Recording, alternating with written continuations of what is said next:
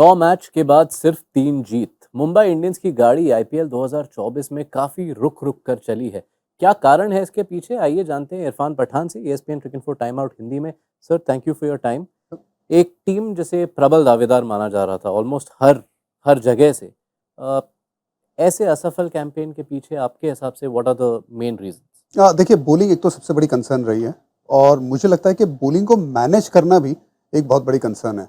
देखिए, हार्दिक पांड्या अगर 20वीं ओवर डाल रहे हैं और आपका आकाश मडवाल की ओवर बाकी हैं, तो मतलब वो मैनेज करना थोड़ा सा बेहतर किया जा सकता है।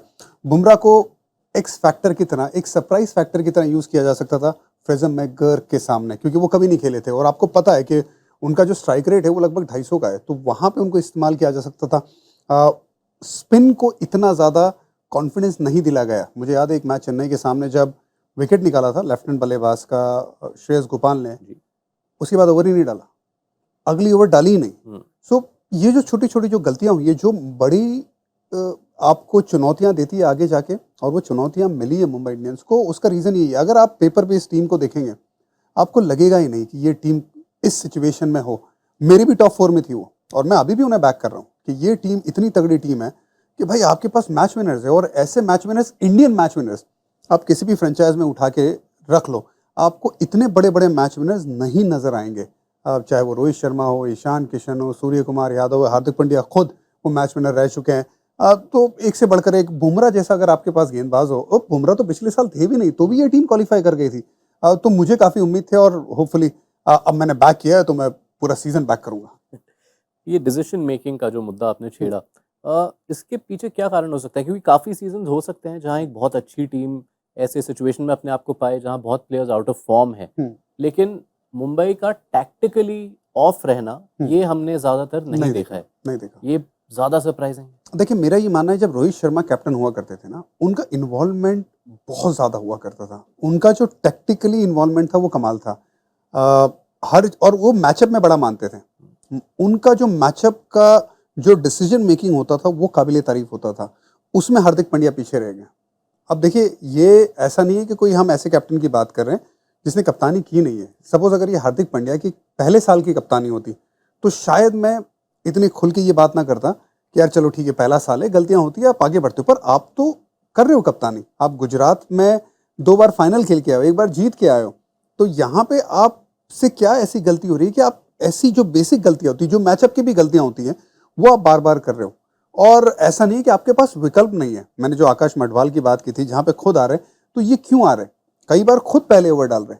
सो यहाँ पे ऐसा लगा मुझे इस साल हार्दिक पांड्या ऐसी सिचुएशन में जाना चाहते थे, चाहे वो गेंदबाजी में, चाहे वो बल्लेबाजी में, राशिद खान को फेस नहीं करना चाहते थे। वो आप नंबर 7 पे आ रहे हो, आप टिम डेविड को राशिद खान के सामने भेज रहे हो, जब आपको पता है कि ये मैचअप में राशिद खान उनको आउट कर चुके हैं पहले, तो वहां पे आपने बैटिंग नहीं की। तो क्या ये जो सोच है, वो थोड़ी जो नेगेटिव सोच रहती है वो है, या तो फिर आप थोड़ा बचना चाहते हो? जब आप ऐसा करोगे तो 2 चीज होती है आपके सामने। एक तो जो अपने टीम मेंबर होते हैं ना, उनकी आप रिस्पेक्ट नहीं जीत पाते, वो बड़ा जरूरी है, और रोहित शर्मा ने रिस्पेक्ट जीती है। रोहित शर्मा ने क्या किया, इतने साल जब खेल रहे थे मुंबई इंडियंस के कैप्टन होने की वजह से, वो ओपनर थे, वो नंबर 4 पे कितनी इनिंग खेले? वो लगभग 80-90 इनिंग नंबर 4 पे खेले।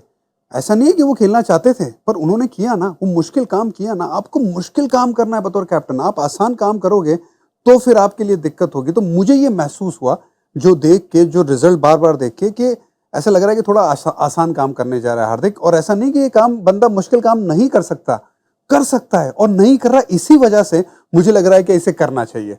तो ये थोड़ा और बेटर कर सकते थे। और अभी भी 5 मैचेस है, अगर 5 मैच से आप जीत जाते हो, who knows, you can qualify। क्या कहीं ना कहीं इफेक्ट हुए हैं वो जो surround sound and everything that has followed him, B it the booing, क्या उसका असर पड़ा है कहीं? क्या आपको लगता है कि ये पहला खिलाड़ी है कि जिसको बूइंग हुआ है? क्या आपको लगता है कि पहला खिलाड़ी जिसकी आलोचना हुई है? कोई आलोचना के परे नहीं है, हर किसी की आलोचना होती है। रोहित शर्मा अच्छा नहीं खेलेंगे, उनकी आलोचना होती है। दुनिया का सबसे महान खिलाड़ी विराट कोहली, उसकी आलोचना नहीं हो रही है? सब आलोचना कर रहे हैं। हालांकि मैं उन्हें बार बार लोगों को ये बताने की कोशिश कर रहा हूं कि स्ट्राइक रेट और एवरेज को मिला के बात करिए। पर खैर, अब जिसको आलोचना करनी है वो आलोचना करेगा। ये इम्यून नहीं है। अगर ये आप समझेंगे कि एक खिलाड़ी इम्यून, उसे रख दो, उसे आप थोड़ा संभाल के, एकदम पेपर में बांध के उसको संभाल के रखो, और उससे बचा के चलाओ यार, ऐसा क्रिकेट नहीं है। इंडियन क्रिकेट सबसे बड़ी बात है सबसे पहले, और टीम गेम में टीम सबसे पहले आती है, ना कि इंडिविजुअल्स। तो ये इफेक्ट होना, ये सबको इफेक्ट करता है। आप अगर आउट हो जाएंगे ना भाई, आपको बूइंग नहीं होगी। आप अगर आउट हो गए तो वो भी आपको इफेक्ट करता है। इफेक्ट क्यों नहीं करता? उससे बाहर आपको आना है और उससे बाहर आके लड़के आपको आगे बढ़ना है। एक और फैक्टर मुंबई इंडियंस के इस साल के स्क्वाड का, आपकी राय जानना चाहेंगे इस पर। ओवरसीज खिलाड़ियों का जो अनुभव है, हमने एमआई को देखा है over the years, Pollard Malinga constants थे, ट्रेंट बोल्ट, क्विंटन डिकॉक दिग्गज ओवरसीज खिलाड़ी रहे हैं इनके टीम में। इस साल टिम डेविड सबसे अनुभवी ओवरसीज प्लेयर है, क्या यहाँ भी कहीं मात खाए हैं?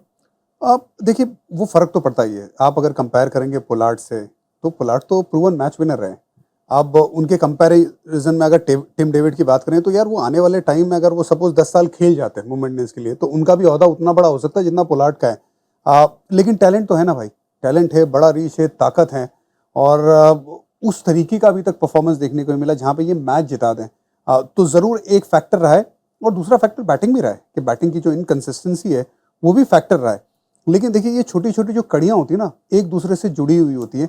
अगर एक चीज़ ठीक हो ना, तो बाकी सारी चीज़ें ऑटोमेटिकली ठीक हो जाती हैं। बट उस इंडिविजुअल को छोड़ते हुए एक्चुअली टिम डेविड पर नहीं, पर ज़्यादा इशारा मेरा अगर यहाँ कहीं प्लानिंग में चूक, कि आप जब एक टीम बिल्ड करते हैं, आप अपने ओवरसीज खिलाड़ियों से भी एक अनुभव चाहते हैं when you look around the teams, तो क्या वहाँ कहीं प्लानिंग में कोई भूल चूक? देखिए, मेरे पास अगर हार्दिक पांड्या जैसा ऑलराउंडर हो जो बड़ा हिटर है, सूर्य कुमार यादव जैसा T20 नंबर 1 बैटर हो, रोहित शर्मा जैसा 19 मैन ऑफ द मैच लेने वाला आईपीएल में, जो जिसने भारतीय खिलाड़ी होने के नाते सबसे ज़्यादा मैन ऑफ द मैचेस लिए, मेरे पास ईशान किशन हो जिसने 500 रन भी बनाए हुए हैं। अब ऐसे मेरे पास इंडियन खिलाड़ी हो ना, तो मैं ओवरसीज बैट्समैन के बारे में ना वही सोचूंगा, यार मुझे 1 या 2 बल्लेबाज मिल जाए, मेरे लिए काफ़ी होगा।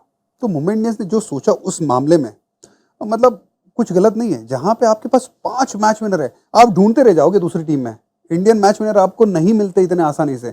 मेरे पास अगर बुमराह जैसा मैच विनर हो, तो मैं बहुत ज़्यादा ओवरसीज के पीछे नहीं भागूंगा। फिर भी कोशिश की है कोटज़िया को लाने की, कोटज़िया ने कुछ हद तक काम किया है, ऐसा नहीं कि नहीं किया है। टफ कंडीशंस है बोलिंग की, लेकिन फिर भी उसके लिहाज से मुझे लगा कि कोटज़िया अब यहाँ पे तुषारा के लिए गए थे, लेकिन तुषारा मलिंगा नहीं है। आपको ये ध्यान रखना होगा कि वो आप सोच रहे कि ऐसा साइड आर्म वाला, एक्शन वाला ले आएंगे, लेकिन ना तो वो मलिंगा है ना तो वो पथिराना है। सो डिफरेंस तो है, लेकिन अगर मेरे पास इंडियन अगर क्वालिटी मौजूद है, तो मैं बहुत ज़्यादा दूसरी तरफ कमी देखूंगा। अगर by the end of the season Mumbai bottom 2-3 teams में रहती है, तो इसका हमें कोई असर दिखेगा अगले साल के साइकिल में? तो बिल्कुल दिखेगा। मुंबई ऐसी फ्रेंचाइज है जो बहुत जीतने में मानती है। For them winning is very very important, और उस मामले में हमने देखा है कि बहुत खतरनाक डिसीजन भी लिए, चाहे वो पॉन्टिंग से शिफ्ट हमने रोहित शर्मा का देखा हो, या रोहित से शिफ्ट हमने हार्दिक पांड्या का देखा हो। सो अगर आपको रिजल्ट नहीं मिलेंगे, तो आप जाहिर सी बात है बहुत सारी चीज़ें बदलते हुए देख सकते हैं।